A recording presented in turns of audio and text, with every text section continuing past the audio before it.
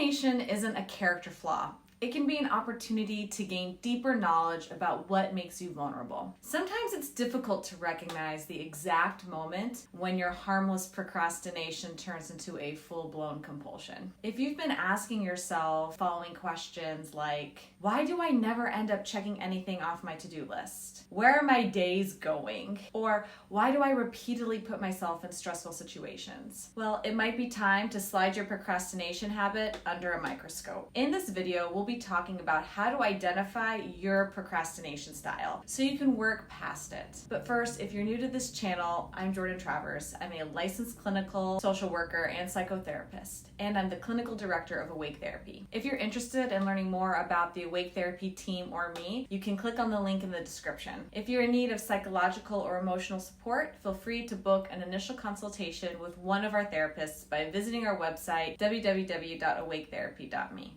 Okay, so let's jump right into it.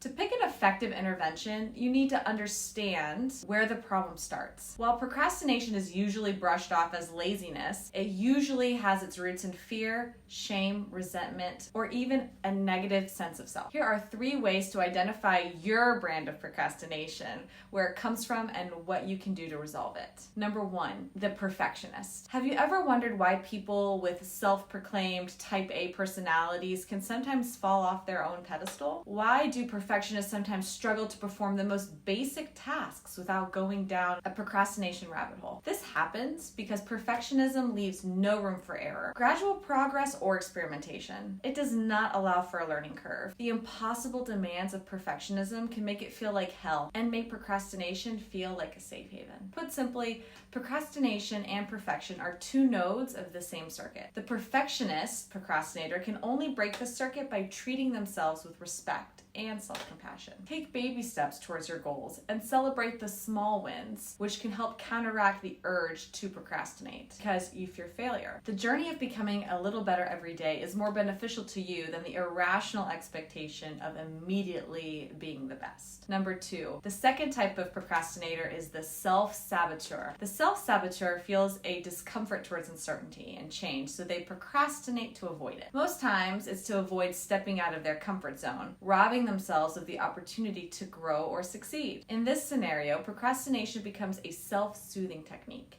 a non-challenging and non-threatening activity with the familiarity of a comfort blanket. Self-saboteurs indulge in productive procrastination to ease the sting of delaying an important and more urgent task like rescheduling a therapy session or to deep clean your bedroom. The self-imposed victimhood of the saboteur or procrastinator comes from the vague fear of the unknown. The solution to it resides in clarity. Being avoidant is easy when the stakes as well as the spoils of the task are unclear. The next time you find yourself procrastinating on a task for the sake of your comfort, ask yourself questions like, what exactly are you protecting yourself from when you push something off indefinitely? Do you want to go through the temporary pain of growth or the permanent pain of stagnation? Challenging your core beliefs and thought patterns by directly observing and questioning your behavior will gently chip away at your habit of procrastination. And last, the third type of procrastinator is the adrenaline junkie. If you always leave every project right until the last minute because you work best under stress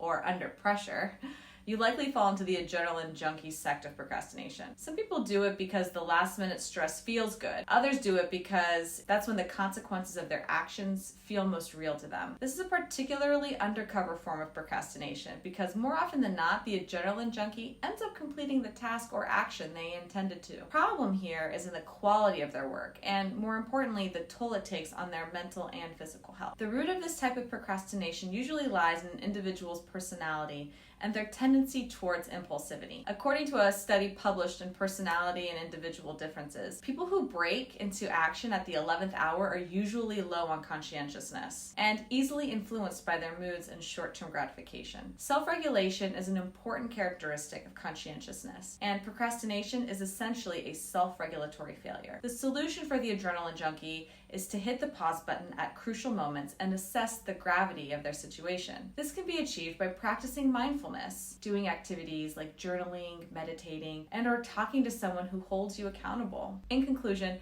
Procrastination is a molehill that has potential to turn into a mountain if not addressed. As creatures of habit, it is important that we put serious thought into the habits we create and break, as they are the building blocks of our lives. Thanks for watching. I hope you found today's content both helpful and informative. Make sure to subscribe to receive updates when a new video is posted. And remember, platforms like YouTube are an excellent resource for getting information out to others. However, YouTube does not take the place of individualized psychotherapy. If you need mental health assistance, whether to talk through a current issue or to create a more prosperous and fulfilling life, you can book an initial consultation using the link in the description. I look forward to speaking with you soon.